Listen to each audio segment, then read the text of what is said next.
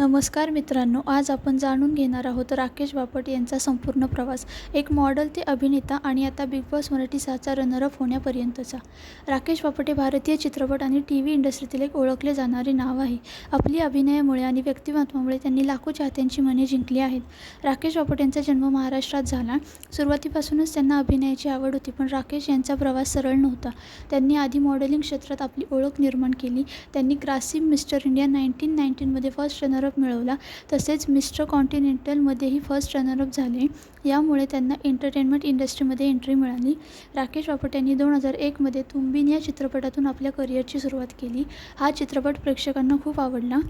त्यानंतर त्यांनी कोई मेरे दिल में है, वृंदावन, सविता दामोदर परांजपे यांसारख्या चित्रपटांमध्ये काम केले. विशेष म्हणजे सविता दामोदर परांजपे हा सायकोलॉजिकल थ्रिलर खूप गाजला आणि प्रेक्षकांना स्टँडिंग ओवेशन दिले. फक्त चित्रपटच नाही तर राकेश बापट यांनी टीव्हीवरही मोठं नाव कमवलं आहे. 7 फेरे, मर्यादा, कबूल हेमध्ये त्यांनी असद अहमद खान ही भूमिका साकारून खूप प्रसिद्धी मिळवली.